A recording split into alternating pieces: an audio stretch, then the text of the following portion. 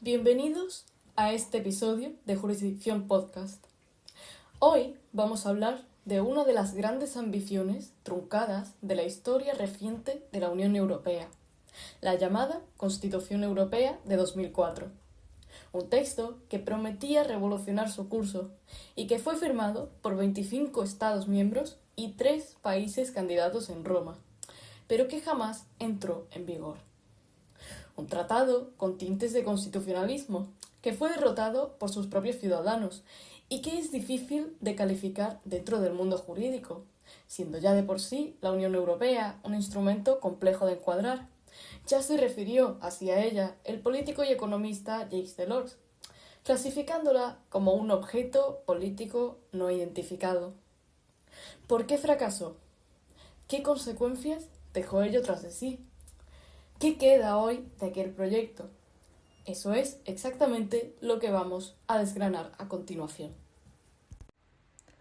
Para entender el fracaso del proyecto de Constitución Europea, primero hay que analizar el objetivo que perseguía. A principios del siglo XXI, la Unión Europea ya era una organización de enorme complejidad jurídica. Tras décadas de tratados superpuestos, desde el de París hasta el de Niza, se había creado un entramado normativo considerado enrevesado incluso para los propios operadores jurídicos. Y a eso hay que sumarle un contexto de expansión sin precedentes, pues en 2004 la Unión Europea pasó de contar con 15 a 25 Estados miembros, con la gran ampliación al este. Esto se traduce en que una estructura inicialmente diseñada para 6 países necesitaba urgentemente una reforma institucional profunda. El impulso político para este ambicioso proyecto llegó de la mano de Alemania. Así, en mayo del año 2000, el entonces ministro alemán de Asuntos Exteriores, Joschka Fischer, pronunció un discurso histórico en la Universidad Humboldt de Berlín, en el que reclamó abiertamente la necesidad de la existencia de una federación europea con una constitución. A Fischer le siguió, apenas un mes después, el entonces presidente francés Chirac. La respuesta institucional a este estímulo político fue la Declaración de La Haye, adoptada en diciembre de 2001 por el Consejo Europeo. En ella, los líderes de la Unión Europea reconocían algo que llevaban tiempo evitando pronunciar en voz alta: que Europa había tornado demasiado compleja, opaca y alejada de sus ciudadanos. Y para remediar eso, convocaron una convención sobre el futuro de Europa. Una convención presidida por Valéry Giscard d'Estaing, expresidente francés, que durante casi 16 meses debatió, redactó y negoció lo que acabaría convirtiéndose en el tratado por el que se establece una constitución para Europa, firmándose así en Roma el 29 de octubre de 2004. Las razones para impulsarlo eran esencialmente 3. Primero, buscar la legitimidad ciudadana, desde Maastricht, puesto que la Unión Europea había dejado de ser solo económica y se había adentrado en la arena política, pero sin resolver el déficit democrático que la separaba de los ciudadanos. Segundo, la necesidad de una mayor eficacia institucional tras la ampliación. Y por último, una mejor proyección exterior, pues Europa necesitaba hablar con una sola voz en el mundo, y para ello se creaba la figura del ministro de Asuntos Exteriores de la Unión. Tras ponernos en contexto, nos centramos en uno de los debates más importantes y controvertidos desde el punto de vista jurídico. ¿Qué era exactamente aquel texto? ¿Una constitución? ¿Un tratado internacional? ¿O ambas cosas? La respuesta no es sencilla, precisamente por constituirse como un innovador híbrido de ambas. Presentaba forma de tratado internacional, es decir, requería de firma, ratificación y podía ser denunciado por los Estados, pero además contenido constitucional en un sentido sustantivo, esto es, reconocía la primacía del derecho de la Unión sobre el nacional, incorporaba una Carta de Derechos Fundamentales vinculante, establecía una distribución tripartita de competencias similar a la de los Estados federales y creaba instituciones con funciones legislativas, ejecutivas y judiciales claramente diferenciadas. De hecho, el profesor Francisco Balaguer Callejón, catedrático de Derecho Constitucional, lo clasificó como un texto con forma de tratado y alma de constitución, y añadía que la tensión estructural entre las dos naturalezas que de tratado y constitución se derivan, nos referimos concretamente a la interestatal y a la constitucional, no era un accidente técnico, sino que el reflejo de un conflicto político profundo entre los estados y la ciudadanía como fuentes de legitimación. Esta ambigüedad, como cabe pensar, tenía consecuencias muy concretas, como que el texto fue firmado como tratado internacional, lo que significaba que su entrada en vigor requería la ratificación unánime de todos los Estados miembros. Y eso, en la Europa de aquel momento, conformada por 25 miembros con intereses divergentes, era una apuesta enormemente arriesgada.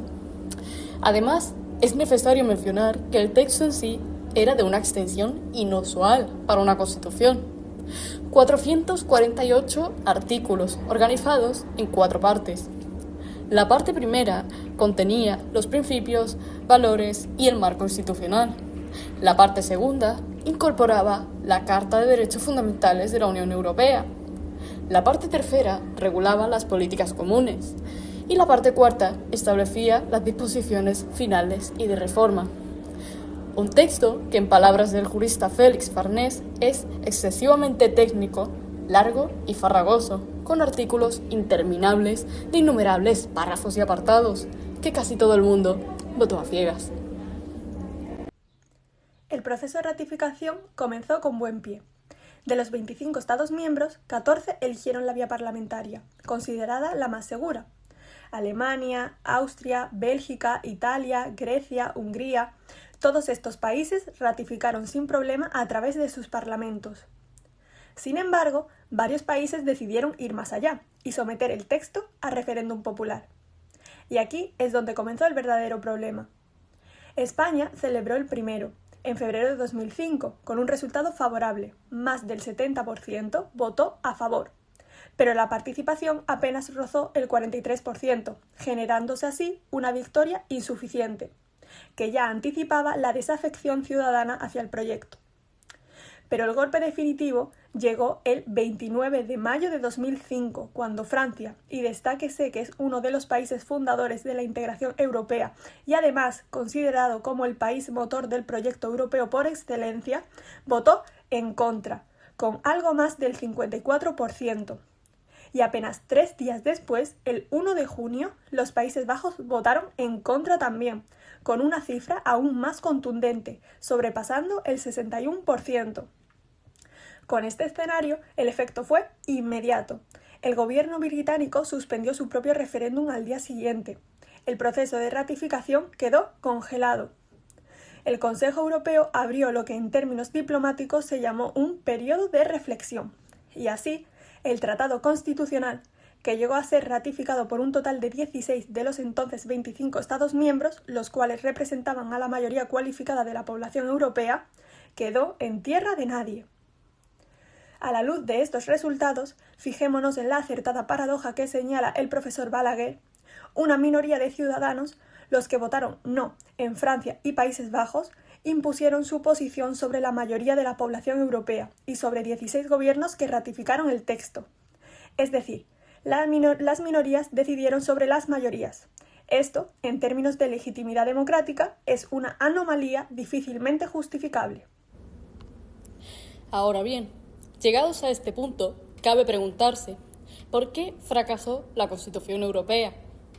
Y la respuesta, como ocurre con casi todo en términos de política, es múltiple, heterogénea y en ocasiones incluso contradictoria. El filósofo Jürgen Habermas lo resumió con gran exactitud. El referéndum es útil para determinar lo que no se quiere, pero no sirve para responder a la pregunta, entonces, ¿cómo? Por esto, bajo un mismo posicionamiento en contra, se agruparon posturas radicalmente opuestas entre sí. Y esto es lo que el analista Ignacio García Valdecasas llamó el efecto gran desorientador del referéndum negativo. Bien, ahora ordenaremos y explicaremos las causas de este fracaso en 2 grandes categorías. En primer lugar, las políticas e ideológicas y en segundo, las socioeconómicas. Dentro de las causas políticas e ideológicas encontramos, a su vez, 3 grandes bloques de votantes en contra. El primero es el del soberanismo, generalmente integrado por grupos de derecha y extrema derecha, defensores estructurales del Estado-nación, contrarios, por principio, a cualquier avance en la integración supranacional. Su rechazo es, en palabras de los propios analistas, irreductible, es decir, no hay texto constitucional que les satisfaga.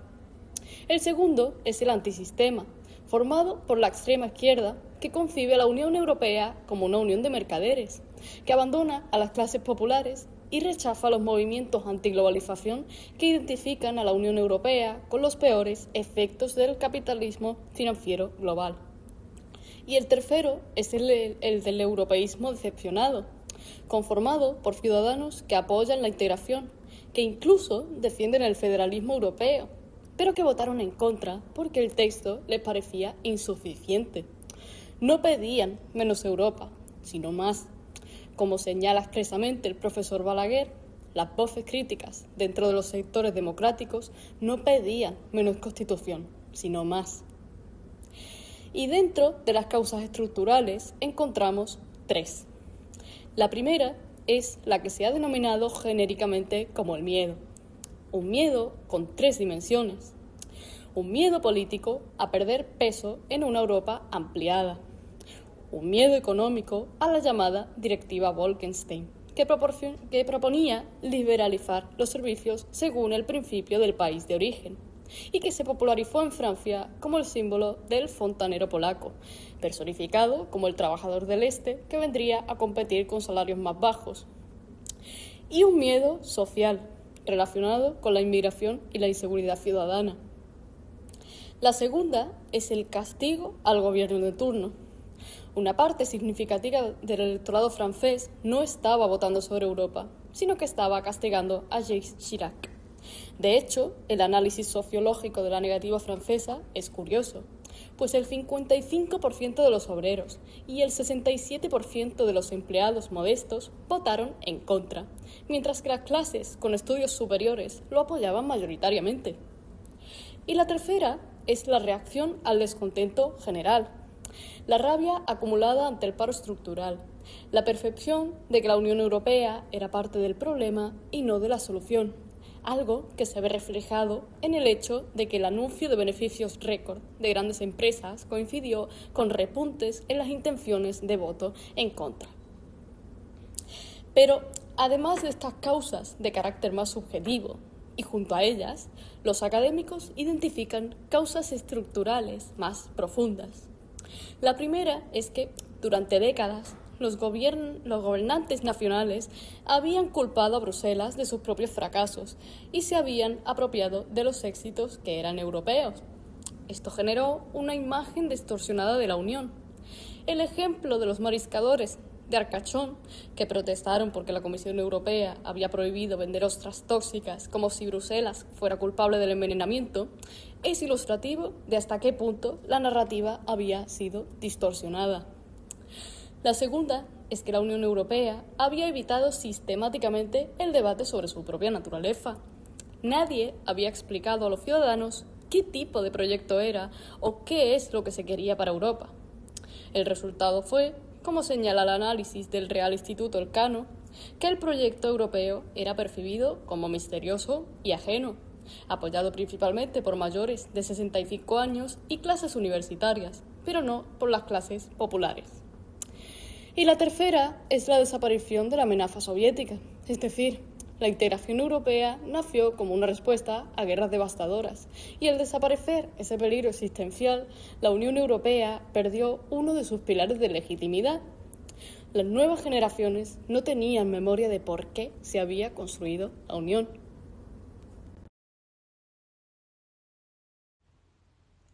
Tras el fracaso, la pregunta era obvia: ¿y ahora qué? La respuesta llegó en junio de 2007, cuando el Consejo Europeo de Bruselas encargó redactar en una conferencia intergubernamental lo que sería el Tratado de Lisboa, firmado en diciembre de 2007 y entrando en vigor desde el 1 de diciembre de 2009. Y aquí el profesor Balaguer hace una crítica contundente, que merece la pena escuchar. La operación de Lisboa fue, en sus propias palabras, esencialmente cosmética. Se mantuvieron los contenidos del tratado más constitucionales, como la Carta de Derechos Fundamentales con valor jurídico vinculante, la personalidad jurídica de la Unión, la ampliación de competencias del Parlamento Europeo, el voto por mayoría cualificada, y sin embargo se eliminó toda la simbología y terminología constitucional. En efecto, Desaparecieron los términos ley y ley marco europeas, sustituidos por reglamento, directiva y decisión. Desapareció el ministro de Asuntos Exteriores de la Unión, rebautizado como alto representante. Desaparecieron las referencias a la bandera, el himno, la divisa en el articulado, pero el contenido era sustancialmente el mismo. Esto lleva al profesor Balaguer a una conclusión demoledora. Hemos pasado de una constitución con forma de tratado a una constitución con nombre de tratado. Y lanzó una pregunta que no tiene buena respuesta. ¿Puede dejar una constitución de serlo porque quienes la definieron como tal, ahora, con el mismo contenido, decidan llamarla de otra manera? Por su parte, el jurista Juan Fernando López Aguilar concluye que, desde Lisboa, el derecho europeo es más constitucional, pero de un nuevo constitucionalismo posnacional y posestatal, que supera la identificación clásica entre Constitución y Estado-nación. Y hay una paradoja final que resume bien la situación. El Tratado de Lisboa, que recogía los restos del Constitucional, no fue sometido a referéndum en casi ningún país, salvo en Irlanda, donde inicialmente también fue rechazado y tuvo que repetirse la votación. Los mismos líderes que habían defendido la consulta popular dieron marcha atrás en silencio. Las formas, una vez más, se sacrificaron a favor del fondo. ¿Qué consecuencias dejó todo esto? A corto plazo, una crisis política e institucional de primer orden. Durante el periodo de reflexión, las instituciones europeas quedaron en una especie de parálisis, sin poder avanzar en reformas de calado, mientras que el Tratado de Niza, insuficiente para una Europa tan numerosa, seguía constituyéndose como el marco vigente. A medio plazo, la dicha crisis derivó en algo todavía más preocupante, una crisis de identidad europea. La eliminación de los símbolos europeístas fue, como señala Balaguer, un despojo absolutamente gratuito en términos jurídicos, pero enormemente significativo en términos simbólicos. La ciudadanía europea, ya fragmentada, recibió el mensaje de que Europa era, antes que nada, un acuerdo entre Estados y no un proyecto para el pueblo. Y a largo plazo, las consecuencias son las que hoy podemos presenciar. El déficit democrático estructural de la Unión, la persistencia de movimientos euroescépticos, el Brexit de 2020 como expresión extrema de ese descontento y el auge de partidos populistas antieuropeístas en prácticamente todos los Estados miembros. Nos preguntamos, como expresó García Valdecasas en su momento, si, debido precisamente a que vivimos en el periodo de paz y prosperidad más largo de nuestra historia europea, es que ya no sabemos valorarlo.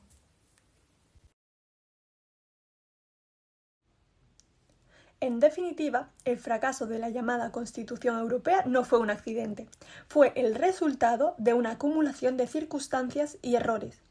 Así, lo que nos llegó fue el Tratado de Lisboa, menos ambicioso en las formas, pero portador de buena parte del contenido constitucional. Una Unión Europea que sigue siendo una organización internacional, pero como ninguna otra, sin precedentes históricos, sin modelo jurídico exacto al que acudir y aún en proceso de definirse a sí misma. El reto pendiente, como reclamaba ya Habermas y como sigue reclamando la doctrina constitucionalista europea, es construir una verdadera esfera pública europea, una ciudadanía que se sienta como tal y un orden constitucional que sea expresión de esa voluntad, no de los estados, de los ciudadanos. Muchas gracias por escucharnos.